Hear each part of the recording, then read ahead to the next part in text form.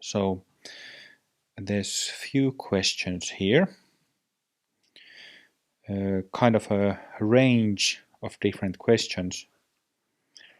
And the first one is related to Guru Yoga and communication with Guru. The question goes, when you talk about communicating with Guru Rinpoche, for example about your prayer wheel, what form does that take? Do you hear actual words? This sometimes gets asked. I've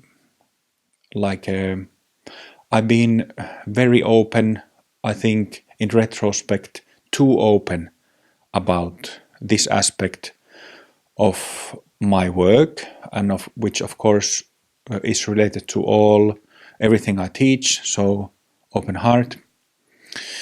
I say that I've been too open about it before, too soon, because it is something that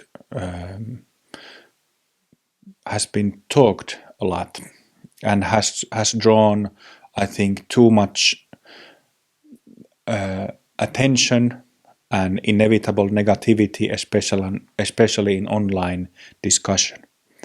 Nevertheless, last year on, I think it was it May or June, when we had a weekend here in Birmingham, like a kilometer from here in that hall. May. I asked Carl to talk about his experiences when receiving teachings non-physically. So he has received also, and I think there are a couple of other practitioners, students in Open Heart Sangha who have also received teachings.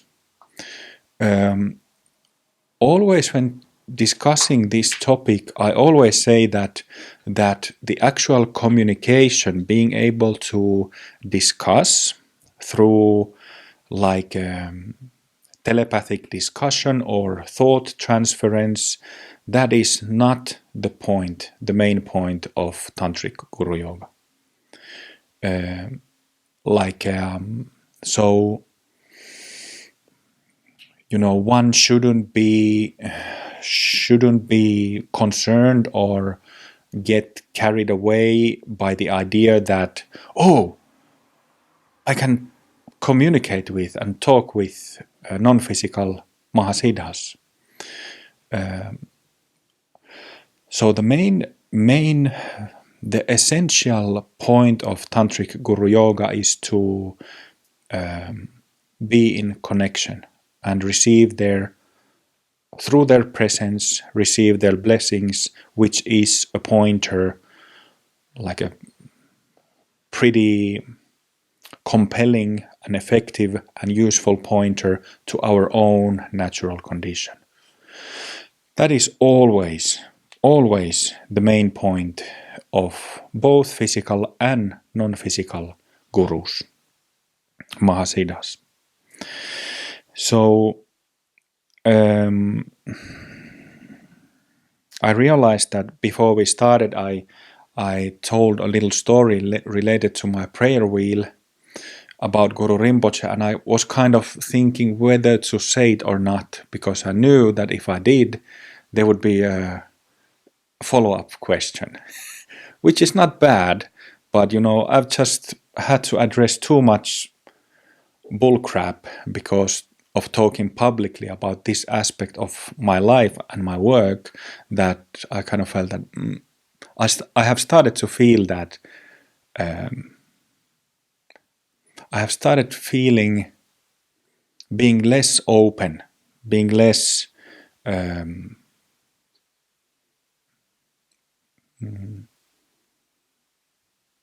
just talking about it less. Because for practitioners of our Sangha, it's not a key issue in any way. The transmission is. But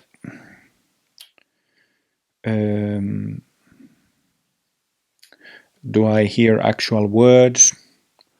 Yes, Yes, just like you hear me talking, it happens.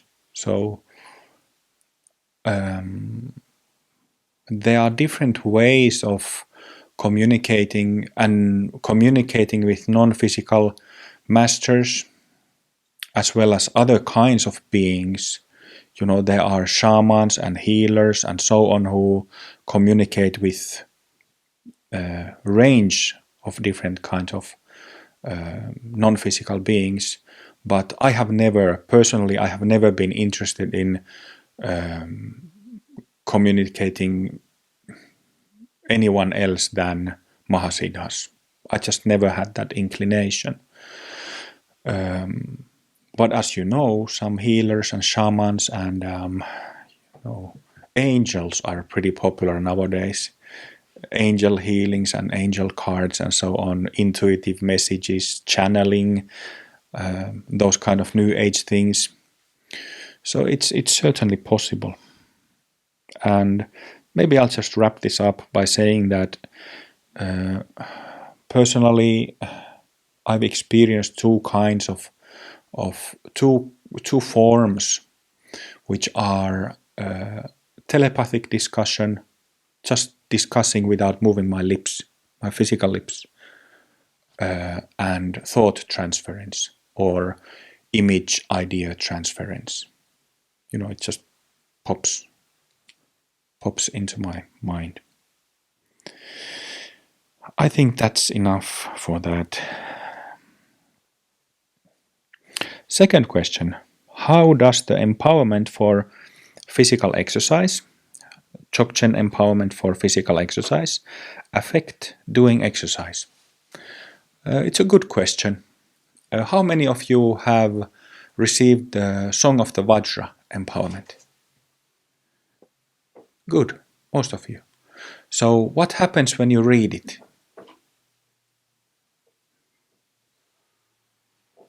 What happens when you recite it?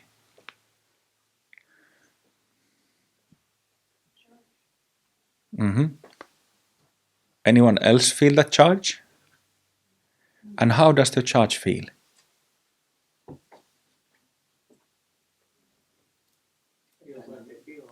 Huh? It feels like they feel. Sorry, I didn't catch. It feels like they usually feel. Okay.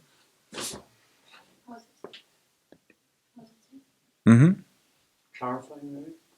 What is that? Clarifying. Clarifying. Yeah. Encouraging. Yeah. So when discussing the Dzogchen empowerment for physical exercise, that when we talk about the Dzogchen empowerment for Song of the Vajra, for that text, you get that your own natural state is revealed through studying and reciting that text. The same can happen if you have the physical empowerment when you pick up a dumbbell and start pumping iron. The same thing happens. Or when you start jogging, doing any physical exercise that raises your pulse and puts strain on your muscles. Simple as that. That's how it works. Have we had an empowerment? No, I haven't given this one. I haven't given it yet. But like a handful of people has been asking me about it lately, and I will give it in near future at some point. Maybe summer retreat in July would be good for it. Also, Song of the Vajra I haven't given in a good while. Maybe a bunch of other empowerment. So I think summer retreat will be good. And also on that retreat there will be again refuge ceremony. Refuge. Then the next one. When you visualize energy coming from the lowest bhumi and then from the highest bhumi, where does the energy go? And I guess the core of the question was that whether it stays in the body or whether it disperses. Or whether it goes out in one end, out the other. Is there kind of a cycle? Like up and down, up Yeah. and down.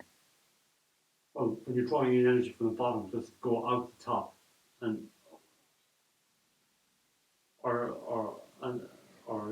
because then you've also energy coming from the top, going to into the body. Does that pass through? Is there I don't really argue they just come into the body and heal the body. Well, let's think about it this way.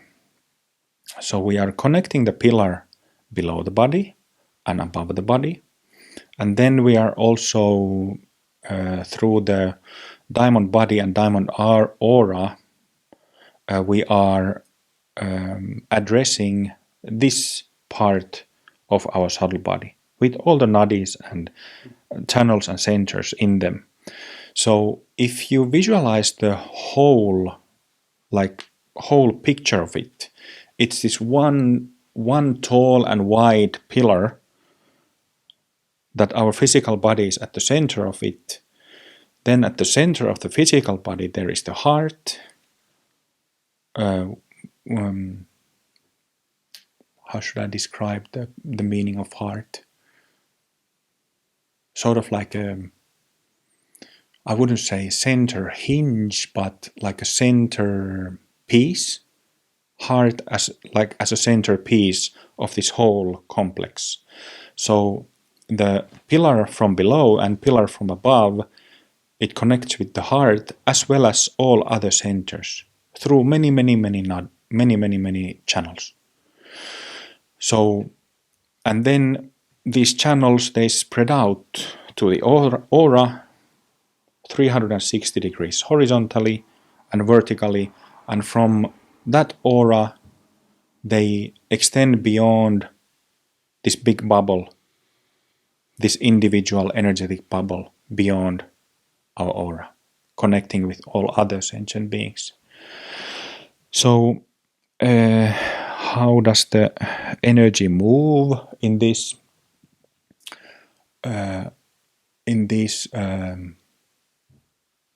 complex energy system?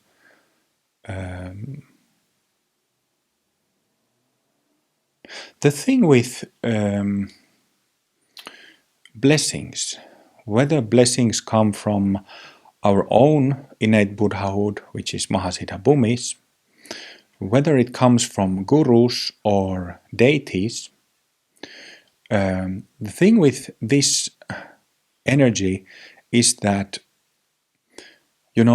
if we used the 3 2-hour sessions that we practice today, if we constantly practiced guru yoga or deity yoga or just kept connecting, every time we felt the energy level go down a bit, then we connected with the pillars again and did the same thing over and over and over again for 6 hours. What would happen at some point is that our capacity to take in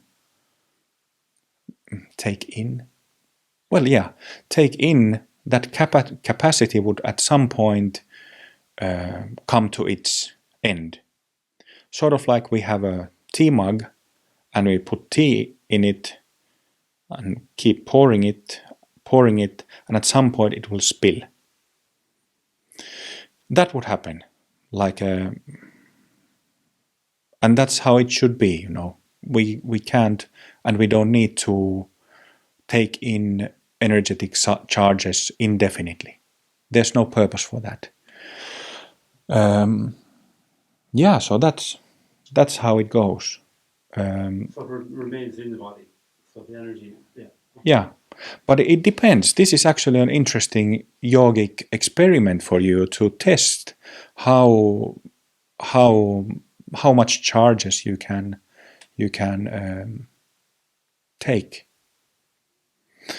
Then I would like to, in this connection, I would like to talk about different kind of energy that we also use in our practice, which is prana or lung in Tibetan, through breathing. breathing exercises. So there's a lot of confusion about this, at online forums, Facebook groups related to yoga, yogic exercises. There are a lot of people who confuse prana or breath energy, vital energy, with the subtle energy of awareness. So there are two kinds of energy. The energy of awareness, meaning our own Mahasiddha Bhumis or gurus or deities, that energy is extremely subtle. Extremely subtle. While the energy of the breath, prana, is much coarser. Do you say coarser? Yeah. So it often happens that when it is not understood that when breathing practices or pranayama, Tsalung practices are done, it should always be accompanied, joined with the subtler energy of awareness.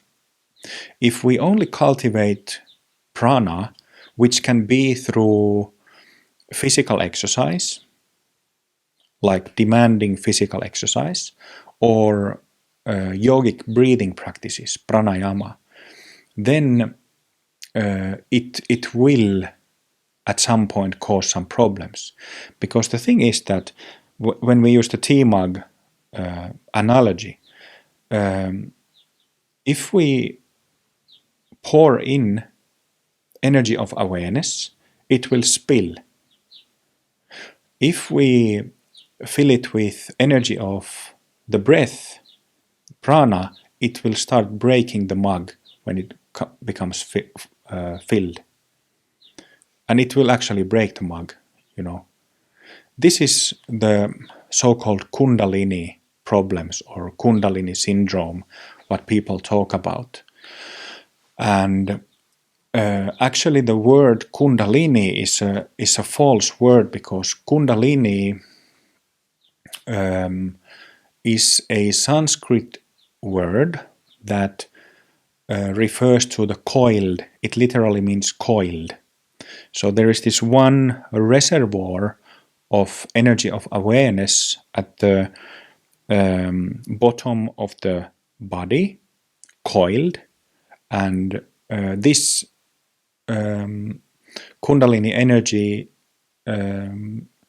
when one wakes up, opens up the first bhumi, it comes up the central channel, visits briefly Mahasiddha bhumis, then comes down again to the heart, and from heart disperses for good. So then it doesn't go up and down anymore.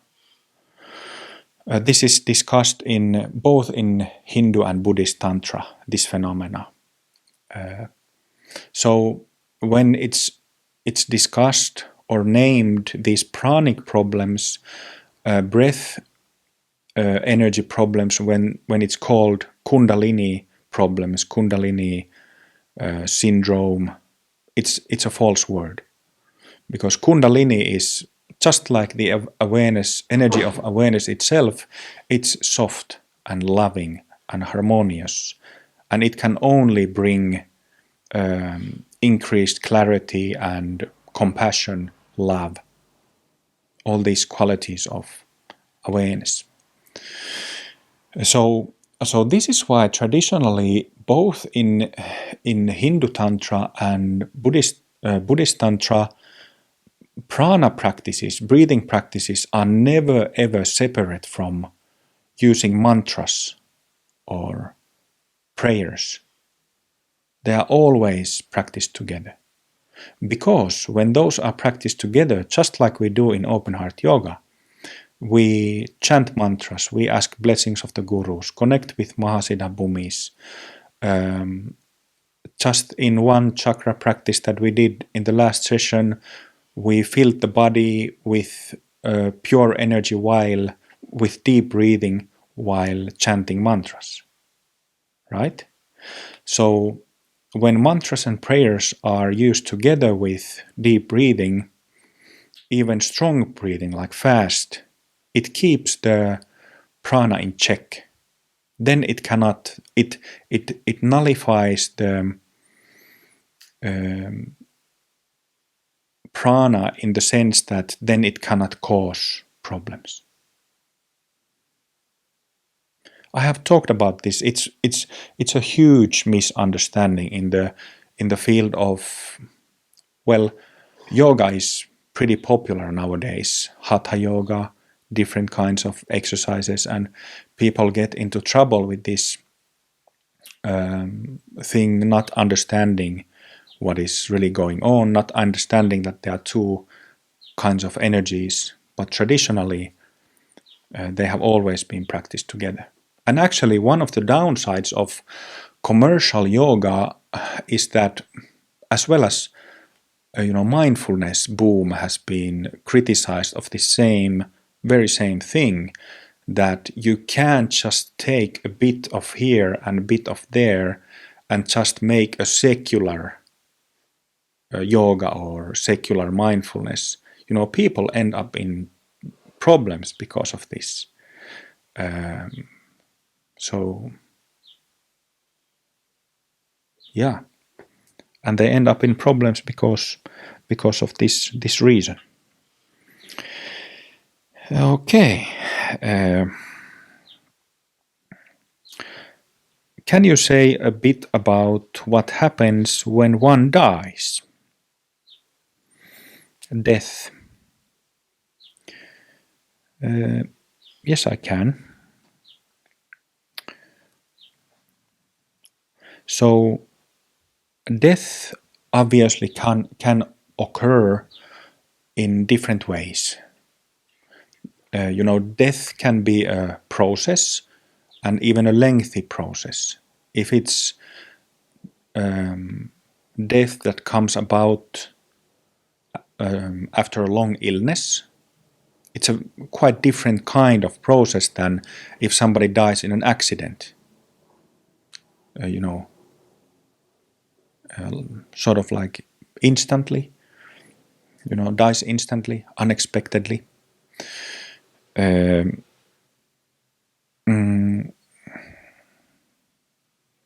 So we have three bodies. First one is the body of awareness, that knowing awareness, that can be clouded more or less by the body of energy, where all the selfing is stored and where it is removed from. And then the third body is the physical body. So we have body of awareness, body of energy, and physical body. This is like a bit oversimplified, but you can understand when I say that. So what happens when we die, leave this physical body, is that the first two, body of awareness and energetic body, are separated from the physical body. That's it. And if it is a sudden death through an accident, for example, then it's just those two get separated quickly, fast. I don't know why I did a kissing sound. But it's just kind of the popping a bottle of a champagne bottle. Yeah, it just pops away. But then if it's a slow death, then it happens in slow motion. That same thing. So your energetic body, which means how your nadis, channels and centers are sort of like intertwined with the physical body. it's like separated slowly,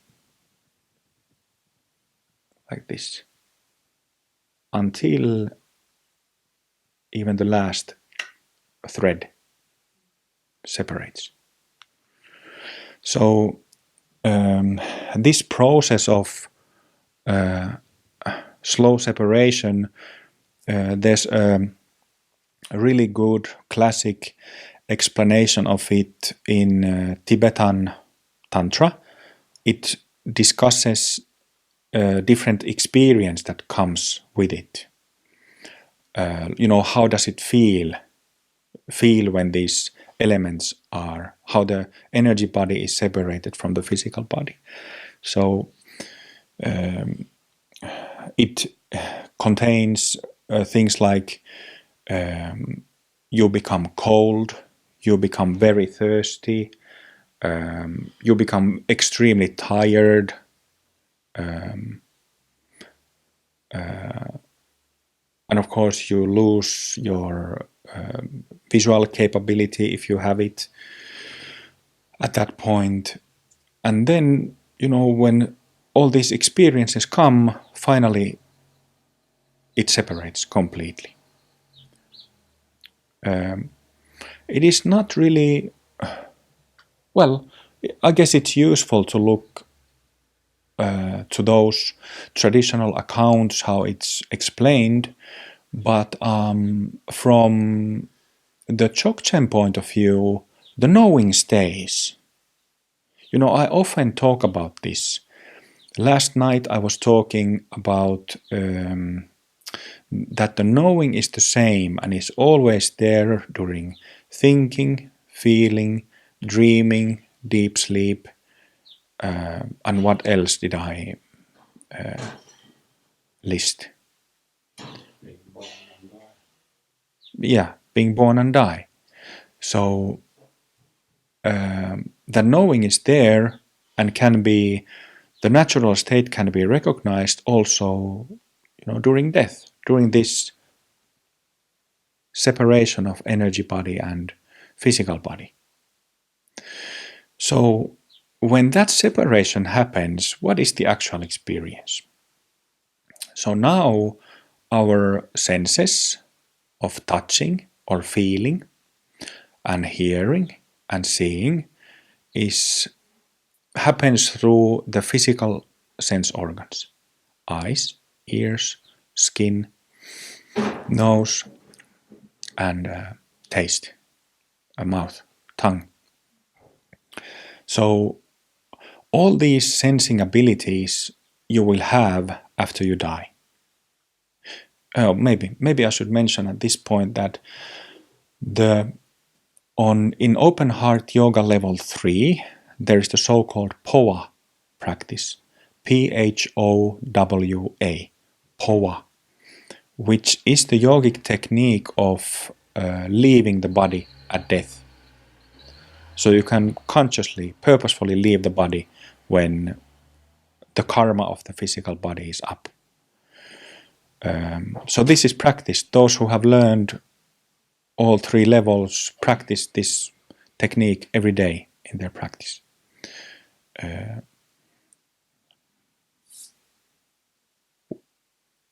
Maybe I'll just summarize it, that what happens there is that we aim our attention.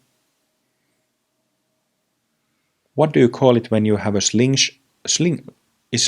Can it be used as a verb? You slingshot. Catapult? Catapult. You catapult your mind to Pure Lands with POA. So you can do this if you have learned and practiced POA in your life. You can do this when you die. And even if it comes quickly, you can exit quickly.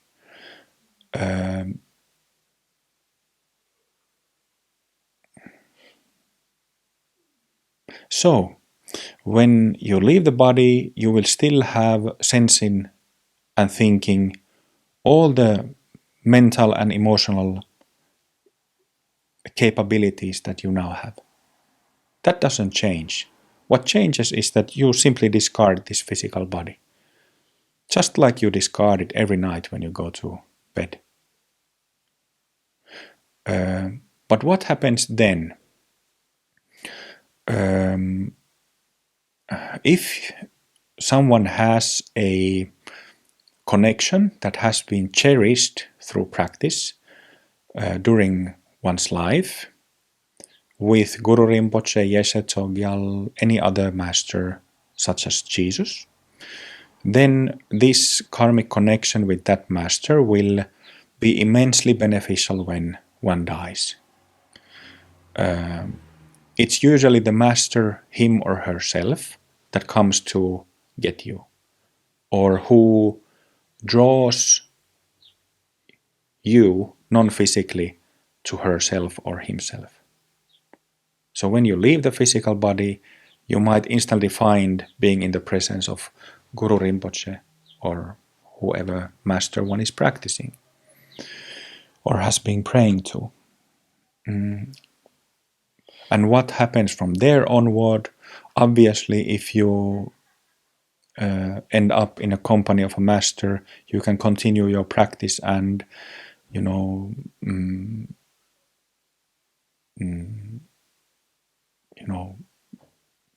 keep doing all those spiritually beneficial things that you've been doing up until that point. But if you don't have that connection, if you haven't been practicing, if you are in that sense a common human, samsaric human, then it's a completely different situation. So just like yesterday evening when we had, I went to bed upstairs at 11:30 and I was still scrolling something on my phone, I heard an argument, like a fight from the street, where two guys were fighting and the other one was calling the cops and so on. So, it's common for samsaric beings to have really wild and uncontrolled emotional states, right? What happens there when we have a strong emotional reaction is that we have that emotional state, klesha, obstruction, that is then, should I say, enforced or empowered by prana, by that vital force. So you react according to it. When you identify with it, you react according to this emotion. Destructive, very, very destructive, confused state. So this same thing can happen and does happen to samsaric humans who die. Because then you're all alone with your energy body, with all the stuff of your mind, all the unfinished, dirty laundry of your emotions that you never looked into. So you have those pranic winds going in your body, even though you don't have physical body anymore, and you can see all these inner demons as images. Maybe you have sometimes in your meditation practice, seen some people are more visual than others, but those who are visual, it's not uncommon to see one's emotions take some shape of a being or a demon or something. So, what if you are not prepared for it and you die, and all of a sudden, you see these really ferocious demons who are, attacking you. And you hear like sounds that you are not used to, like frightening sounds and so on. This happens to people who are not prepared. So it's not a comfortable experience, of course. And then, depending on one's karma, if one has been a bad person, causing distress and discomfort for others, being aggressive or even violent, you know, you're probably looking, taking a rebirth in hell realms, realms of the demons, and so on.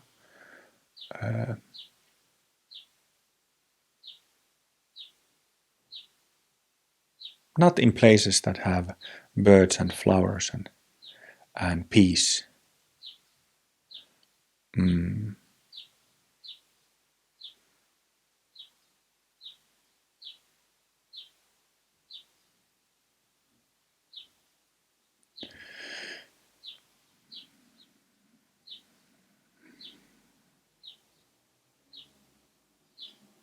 So it's pretty, it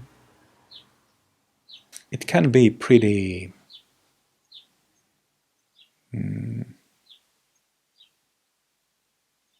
pretty nasty, and it is pretty nasty for a lot of people. Or you might have the karma, and many humans have the karma to be reborn again as humans. But then, if we look at all the possible circumstances and places where people are,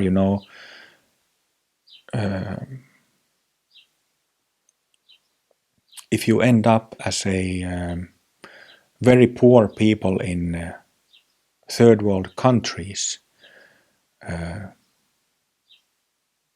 where there's illness and no possibilities for health care and education, and no possibilities to go forward in your life, to there's crime and whatnot. There's a lot of people who live in circumstances like that over the world. So if one has the karma to be reborn as human, but then end up in circumstances such as those,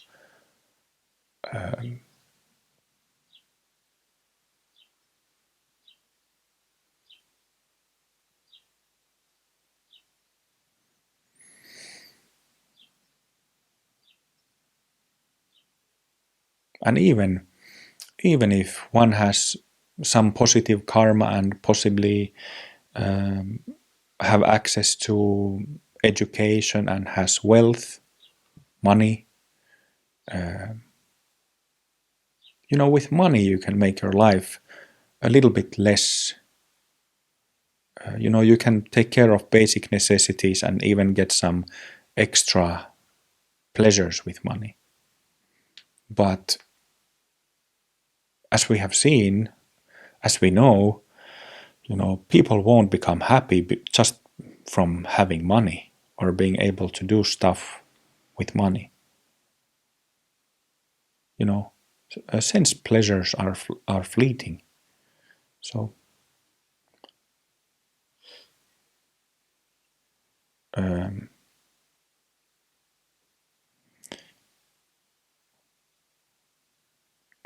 you say a bit about what happens when one dies?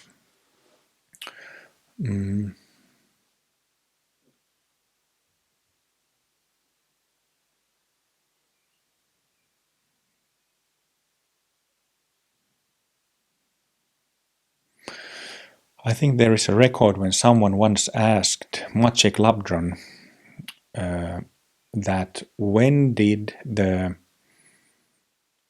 cycle of being reborn begin and when will it end? And Maciek Labdron said that what if, I think it was Maciek Labdron, it might have been other Mahasiddha also, but I think it was her, and she answered that, what if it never began and it will never end? What then?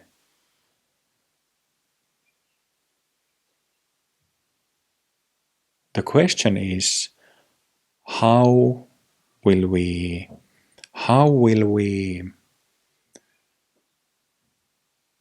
whether we'll be confused beings and samsaric beings who get thrown away because of our karma in that wheel of life through different realms and places and destinies, or whether we are not confused, without confusion, taking rebirth with our clarity to help others, to help and serve others.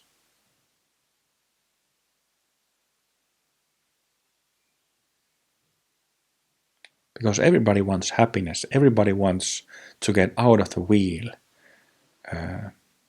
They just don't know it. You know. I also, when I was a teenager and up until I was like, 22, I used to drink a lot and seek truth from music, from playing the guitar. So, you know,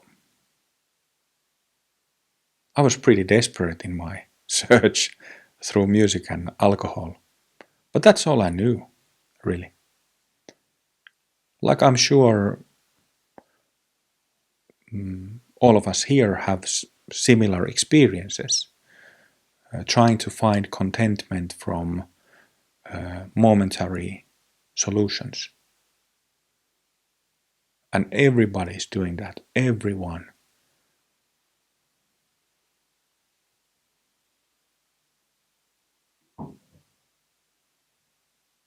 So as practitioners, what we're doing is that we are not adding to the common problem, but rather trying to solve it. And it doesn't mean denying pleasures or denying, getting out of the wheel of life, bhava chakra. It doesn't mean that we will never take rebirth again. Mahasiddhas, and even lesser practitioners, they take rebirths.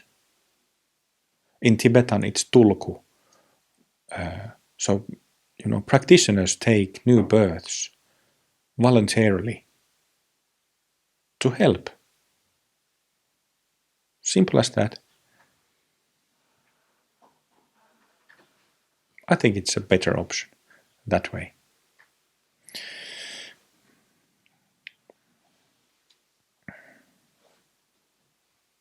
I think I'll leave one question for tomorrow and then just briefly address one more, which goes, can you say a bit more about wisdom energy? What it is, what does it mean? Wisdom energy. So, wisdom energy, we have energy, right? And our sense of self is embedded, like stamped into our subtle body. When we think of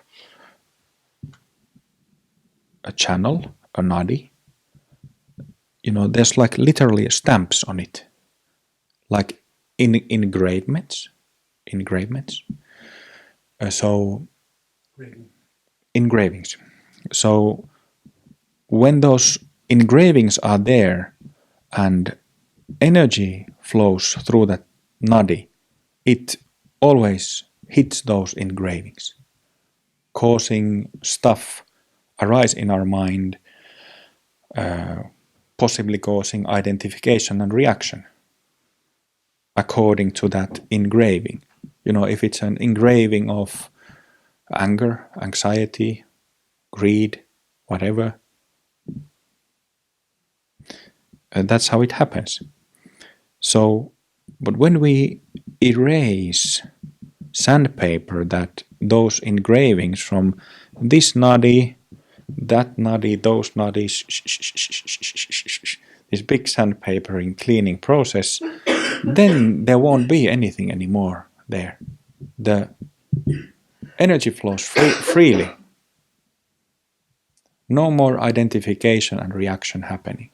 That is the wisdom state of energy. Not confused state, samsaric, the wisdom state. That's how it is. Let's sit a few minutes.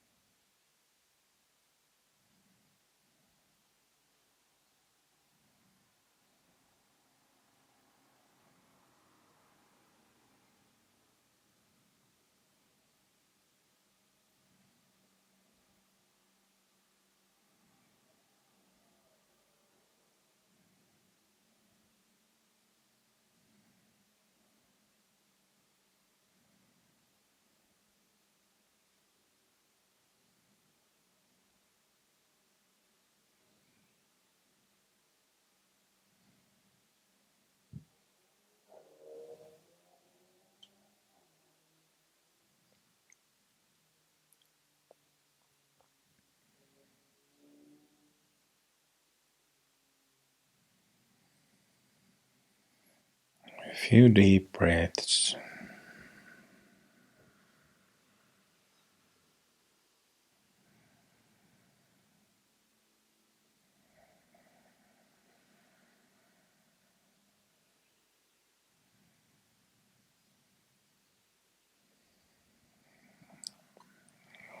And then join hands.